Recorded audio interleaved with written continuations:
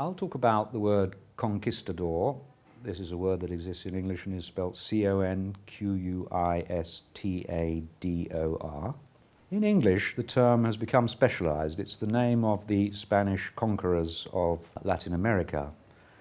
Discoverers and conquerors, we call them now, but the word itself in Spanish means conqueror, conquistador, and they would use it for any conqueror. And in the Middle Ages, specifically, the knights who reconquered Spain from the Muslims. It was occupied by the Muslims in 711, and they finished the conquest in 1492, so 7 centuries of frontier warfare.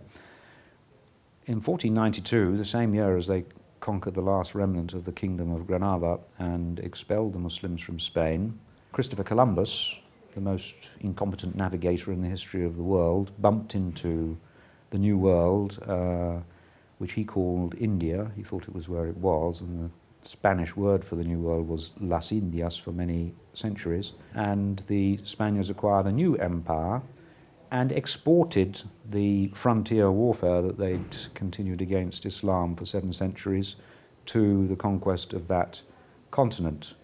But the astonishing thing is that the whole continent of America was conquered by probably less than 1,000 Spaniards. So these were very remarkable men, somewhat frightening, some of them.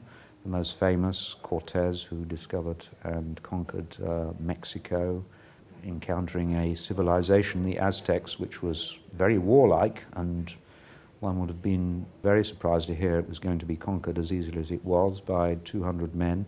And Pizarro, who also conquered the Inca Empire, likewise a huge and powerful political entity. So we're not talking about men necessarily who simply occupied lands that were inhabited by quite dispersed and small tribes, but also, and this is the specific meaning of the word in English, these men who conquered huge and quite impressive civilizations.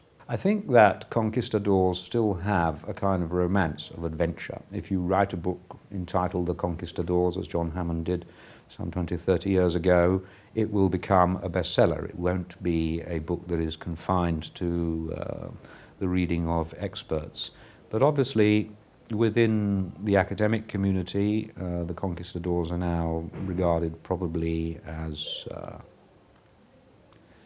certainly dubious in terms of their aims, because their aim was to eradicate the Indian civilizations that were there before. Clearly, in America itself, there are very divided opinions, but most Latin Americans would probably regard the conquistadors as villains. Certainly Indian Americans, Native Americans, would regard the conquistadors as a black moment of history. And there are folk memories preserved, obviously, in Indian languages and in their oral literature, which portray them exactly as that. So I would have thought they were rather interestingly ambiguous figures now.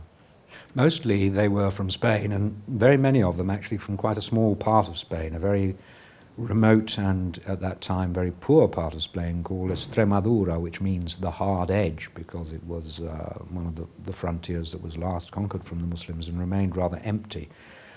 In their own hometowns, there are, of course, statues which glorify these people. One should remember that they became quite rich and famous people, so that there are plenty of descendants. The family names still exist. There are still people directly descended from Pizarro, and they are highly regarded. But within Spain also there is the same countercurrent, and that is due to the fact that Spain in the 20th century had a contested history. For part of the time it was under a dictatorship, and the whole imperial dream of Spain became associated with that. So a left-wing Spaniard would probably think of a conquistador as somehow Francoist and a representation of a kind of Spanish nationalism that's now rejected, and more right-wing Spaniards might regard them as glorious heroes of the Spanish past.